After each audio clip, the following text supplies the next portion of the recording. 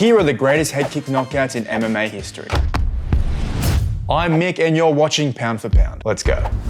Starting off this list with an old school pride fight, featuring these two legendary MMA warriors, Mirko Cro Cop versus Wanderlei Silva 2, fighting in pride conflict absolute. Now that's an AI generated fight name if I've ever heard one. Fighting under the brutal pride rule set. Calling it a rule set is quite generous actually, because if you thought MMA was scary today, you've got to check out some old school pride fights. This is where weight divisions were non-existent, soccer kicks, head slams, and knees to down opponents were perfectly legal. A rule set Peter Yan would have envied.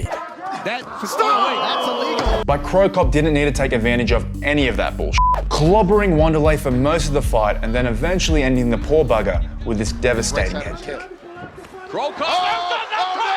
Oh no! You don't gotta need to be a rocket scientist to come to the conclusion that that would hurt. Later that night, Cro Cop fought again, winning the 2006 Pride Open Weight bracket, pulverizing Josh Barnett via submission to punches. These were some hard blokes back in the day, and I don't mean that in a weird way at all. I mean they're tough.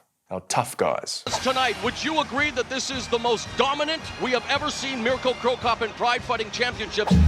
Back so soon at number 7 is Mirko Cro Cop versus Gabriel Gonzaga, UFC 70. Of course, a Cro Cop fight would once again end in spectacular head kick fashion. Just like his fight with Silva and every other Cro Cop fight, to be honest. It's as if Cro Cop's shin is a magnet and his opponent's heads are also magnets, or maybe like a fridge or something like that. I didn't really put too much thought in that sentence. However, it was one of the biggest upsets in MMA history. Mirko was Cro Cop himself. With a massive head kick by Gonzaga, which surprised everyone that night, especially Cro Cop. The man known for his mastery of head kick knockouts. Getting the taste of his own medicine was quite the sight to behold. He was a fan favorite fighter, but you can't not be impressed with that beauty of a knockout by Gonzaga. And luckily Herb Dean was there to save Cro Cop from any further punishment with this beautiful double leg from behind, with Gonzaga only landing 3 extra soft strikes to the sleeping Cro Cop. Super necessary. The punches weren't really necessary. They were super necessary. Rest assured, Cro Cop did get his revenge 8 years later, winning by TKO. There's only been 3 things in my life that have brought tears to my eyes. Number 1, getting a second stripe on my jiu-jitsu white belt. Whoa. Number 2, The Undertaker losing in WrestleMania. And number 3, Cro Cop winning that rematch. And at number 6 is Holly Holm versus Ronda Rousey at UFC 193. Another massive MMA upset. It was 2016 in Melbourne, Australia. G'day, mate. I'm Australian. Where we'd get to see these 2 undefeated fighters throw down. An elite level boxer with over 30 wins and a 9-0 MMA record. But still, we thought that wasn't enough for the undefeated, unstoppable, ruthless Ronda Rousey, who must have had a fight deal with the UFC where if she could submit you in under 30 seconds or less, you'd get a free pizza. I want to do it again. I'm just kidding, of course. Dana White would make you pay a subscription for that. I don't give a f. So this was another test for Ronda Rousey, which everyone thought she'd pass with flying colors. But the big bad boxer Holly Holm was too tough of a test at the School of Hard Knocks. I'm not great at MMA puns. Holly Holm made Ronda Rousey look quite silly with a fantastic performance on the feet, while also defending Rousey's takedowns and submission attempts. And then finally ending Ronda's reign with a from the back head kick. Ooh, an insane knockout that really shook up the women's division, especially with Holly immediately losing the belt to Miesha Tate. She's tapping! But that's a whole other thing. Let's look at it one more time. Ba-boom! Right on the neck. Ronda goes limp.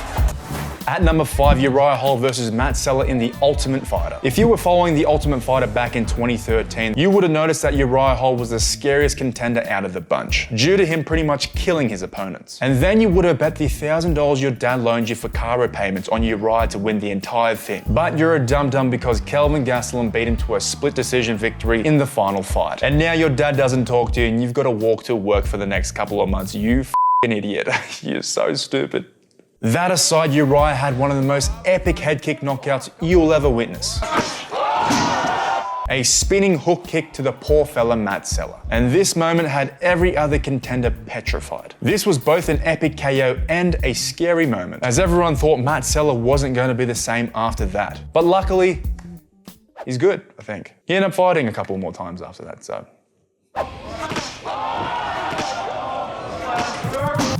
At number 4, a UFC classic, Edson Barboza versus Terry Etim at UFC 142. Edson Barboza is an OG MMA beast. One of the best fighters to never win a belt in my opinion. Dustin Poirier. That reminds me, check out this video we did on Dustin Poirier. It's really good. Well edited, that's for sure. With a Muay Thai background, you just knew Barboza was capable of kicking hard, and hard he kicked against Terry Etim, where he displayed a beautiful and perfectly executed spinning heel kick, and according to Joe Rogan, the first in the UFC. The first wheel kick knockout that we've ever seen. Unbelievable. And we've got to give respect to the fighting pioneers that utilize techniques you'd only ever thought would work in action films like The Raid Redemption. Great flick, by the way. Do you want to take a chance and risk getting knocked out? Oh my God! At number 3, the viral kick that even had Kanye retweeted. Joaquin Buckley versus Kasanganay at a UFC fight night. This kick was a Christopher Nolan directed moment. From the cool spinny thing he does to the spaghetti western death fall. This moment put Buckley on the map and Impa into the 4th dimension, as it was easily the coolest MMA moment from 2020. Possibly of all time. Buckley at the time an unknown fighter, just coming off a brutal loss himself to big mouth Kevin Holland, and then having to fight this undefeated prospect. But Impazo had to go, and damn did it go. This beautiful Taekwondo spinning back kick garnered a gazillion views on the TikToks, Instagrams, and Platform X. Back in the day, it was called Twitter. As the kids say, it went dummy thick viral. At number 2 is none other than the Karate Kid Lyoto Machida versus the legendary Randy Couture at UFC 129. Before Wonder Boy was the face of karate in the UFC, there was a bloke by the name of Lyoto Machida, bringing back karate to the martial arts mainstream. Machida lived and breathed karate, so watching him show it off in the octagon was absolutely mesmerizing and a flashback to fight films from the 80s. Also, he drinks his own piss, a sign of a true martial artist, I believe. The crane kick KO. This knockout was ripped right out of the Karate Kid film. This was peak Machida, and even though it was the retirement fight for Couture, it doesn't make this sexy jump kick any less impressive. Most definitely a Steven Seagal taught technique. We worked very hard on that kick for a long time. I was screaming at him, and I think he heard me. I said, do the kick, do the kick. With the cherry on top being Joe Rogan's top tier commentary. That's the crane technique. No can defend. Do right, no can defense. I do hope Lyoto enjoyed himself a nice glass of warm piss after that, because he deserved it.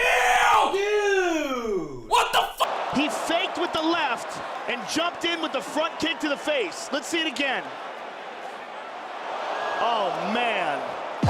And my favorite head kick knockout of all time is Anderson Silva versus Vitor Belfort, UFC 126. This was a prime Anderson Silva fighting against Vitor Belfort's greatest form, TRT Vitor. A scary guy Vitor was. TRT Vitor was a force to be reckoned with. He was capable of kicking out people's eyeballs while looking like the Hulk. I wouldn't want to mess with him, even with a 3rd stripe on this bad boy. This was back before the UFC banned TRT, so Vitor still had the test levels of a baby bull shark. Back when he was going on an absolutely insane run, destroying future middleweight champs and coming dangerously close to breaking John Jones's arm. This man was a specimen. But this meant nothing to the Spider as he swiftly destroyed the hulking TRT Vitor with another Steven Seagal up down special attack. A front kick right up the middle, dropping the juicy boy. Fake low and come high and do that kick that I've been teaching you. The man's a genius.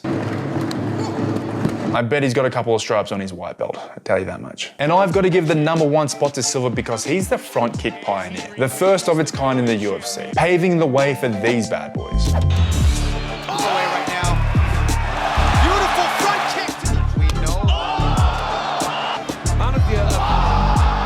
Those are our picks for best head kick knockouts in MMA history. Like the video if I reminded you of some great MMA moments. And let me know if I missed any of your favorites. I'm Mick and you're watching